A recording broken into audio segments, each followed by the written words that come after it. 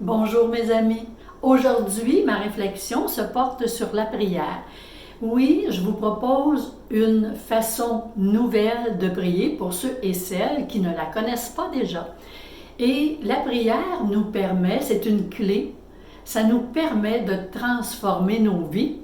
Par ailleurs, il y a certaines découvertes qui ont été faites dans des recherches dans différents monastères, à Nag Hammadi, et qui viennent nous donner des éléments additionnels qui nous permettent justement d'avoir une prière qui a une efficacité beaucoup plus grande. Moi, dans la religion catholique, on m'a appris à demander. Dans cette nouvelle façon de faire les choses, c'est vraiment de créer le sentiment, gardez ce mot-clé qu'on va voir tout au long de l'exercice, la prière, c'est le sentiment qui est bien sûr avec l'intention de la prière que l'on envoie dans le chant cantique. Qu'on l'appelle le chant cantique, qu'on l'appelle l'univers, qu'on l'appelle la toile, il y a cet espace qui est là et qui nous reflète comme un miroir ce que l'on envoie dans le chant. Et vous allez voir que maintenant, la prière telle qu'elle est dite et qu'on nous la propose dans les livres anciens et avec la nouvelle science, c'est fascinant de voir comment tout ça se relie. Incroyable. Et c'est fascinant parce que ça donne davantage de force avec toutes les découvertes qui ont été faites. Alors, on va explorer ensemble les techniques anciennes. On sait que anciennement, la prière, c'était davantage vu et vécu comme une communion sacrée. Alors, quand les gens, ils demandaient pas, ils remerciaient le Créateur, et chacun aura les noms. Vous savez que la prière, c'est universel, chacun a sa tradition. Moi, je vais vous parler de Dieu et du Créateur, et chaque personne y va avec ses croyances, évidemment. Alors, donc, les gens anciennement, comme les peuples autochtones, ils étaient davantage dans la gratitude, dans le remerciement pour quelque chose qui, pour eux autres, quand il y avait leur intention et qu'ils parlaient au Créateur, c'était déjà arrivé. Donc, ils ressentaient déjà les bienfaits. Et c'est ce qui est très contraire à ce que moi j'ai appris. Moi, j'ai appris de demander. Demander si, en ayant, à titre d'exemple, une maladie, demander la guérison pour telle maladie. Tandis que la nouvelle façon de prier, c'est remercier pour la guérison et la ressentir dans le corps. C'est ce qui fait que c'est tellement important de voir le sentiment avec les propos qu'on envoie dans le chant, qu'on envoie comme pour faire un pont avec le Créateur, pour être capable de faire que nos vies ressemble davantage à ce que l'on veut vivre. On a ce pouvoir en étant co-créateur. Maintenant, c'est fascinant de voir de nos jours, on apprend de plus en plus différents outils, on a différentes informations qui viennent rétablir certains aspects de notre façon de faire les choses et qui nous donnent une voie beaucoup plus efficace. Alors, c'est à nous de voir si on a envie de l'utiliser. Puisque la prière est comme un sentiment, bien évidemment, il y a des gens qui, pour créer ce ressenti, vont utiliser comme une bougie, comme un tam-tam, comme le bol tibétain ou toute autre chose. Vous prenez les outils qui vous conviennent et de grâce, utilisez vos propres mots. Ça n'existe pas une façon de prier. Moi, on m'a appris des prières, puis on me dit, c'est ça que tu récites, puis c'est ça que j'ai fait pendant beaucoup, beaucoup d'années. Et heureusement, de nos jours, j'ai appris avec ma quête de toutes ces nouvelles informations que j'ai toujours envie de vous partager, mes amis. Parce que moi, quand ça fonctionne bien, j'ai envie de partager. J'ai envie que que les gens à qui ça convient, qui prennent ces outils-là et qui en fassent quelque chose pour les aider à éclairer leur chemin. Donc, la prière, c'est un outil puissant, universel de transformation. Que la prière, lorsqu'elle est alignée avec le cœur, devient un puissant levier de transformation. Ça veut dire que puisque c'est aligné avec le cœur, on parle de vibrer, d'être entouré de ce qu'on ressent comme déjà étant le résultat qui est arrivé dans nos vies. Et on rend grâce, évidemment. Dans une des capsules que j'ai précédemment mis en ligne, je vous ai donné une façon. Vous savez, à toutes les fins de capsule, vous avez toujours un petit exercice pour vous aider à créer, si ça vous convient, les outils que je vous propose. Alors, c'est déjà une façon de créer le lien avec le cœur pour vous aider à vibrer, à vous entourer des résultats. Alors qu'on comprenne bien qu'il y a des façons beaucoup plus efficaces de s'adresser au Créateur, de manifester dans nos vies, puisqu'on est des co-créateurs, ce qui va nous aider. Alors, la prière est davantage un sentiment qui, dans les traditions anciennes, c'était déjà connu.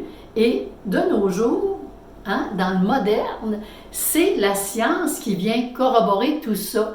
Quand il nous parle que les mots sont des vibrations et qui nous parle du champ quantique ou de la toile ou de l'univers, allongez ça comme vous voudrez, mais c'est comme un lieu de création qu'on a.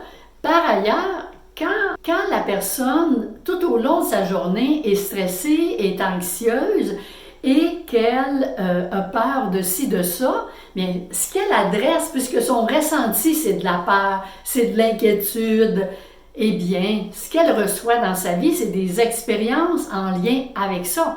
Donc, à partir du moment où, si on prie, on va pendant quelques minutes, 4-5 minutes, s'adresser au Créateur en étant bien fervent, puis en croyant qu'on va recevoir ce qui est l'intention de notre prière, et dans un même temps, un petit peu plus tard, on va commencer à douter, on va commencer, quand on parlera avec quelqu'un, d'émettre des pensées qui soient contraires à ce qu'on a envoyé dans le champ. Bien évidemment, le champ, c'est un miroir qui nous reflète.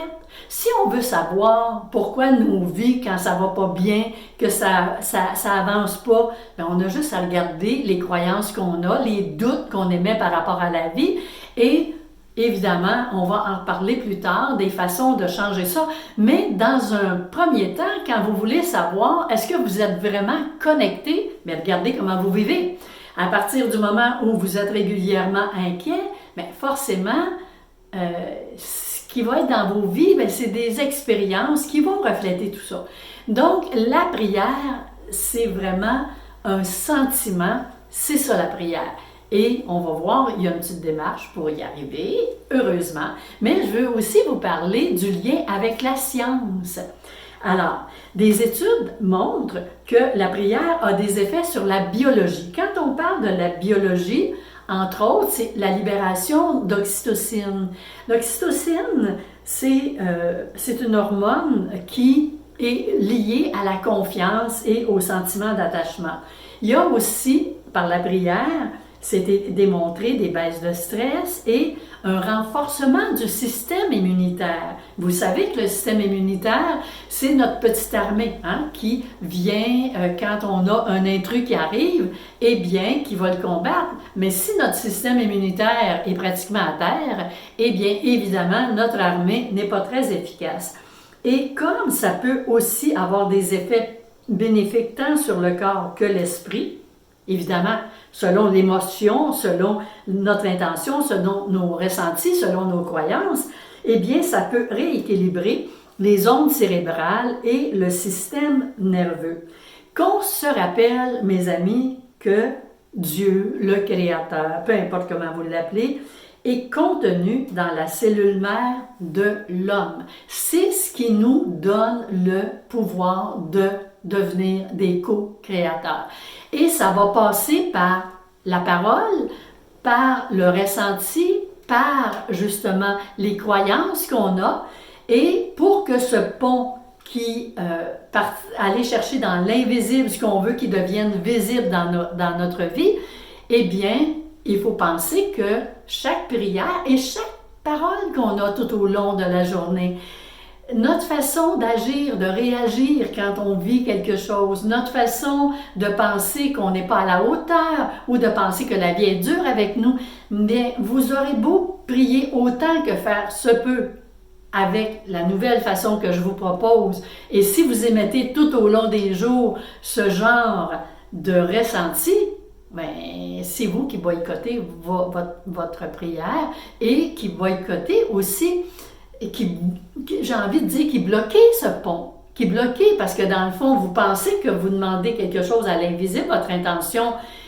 et que finalement, vous recevez autre chose. Fait que là, vous allez vous dire, la vie est dure avec moi, mais c'est pas la vie qui est dure avec vous. C'est vous qui, et moi, parce que vous savez que moi, j'apprends, hein, autant que je fais des recherches, autant que je continue d'étudier, ben oui, je continue, mais ça m'apprend et ça me permet, moi aussi, de faire des transformations. Alors, soyons bons avec soi-même et allons vers ces transformations.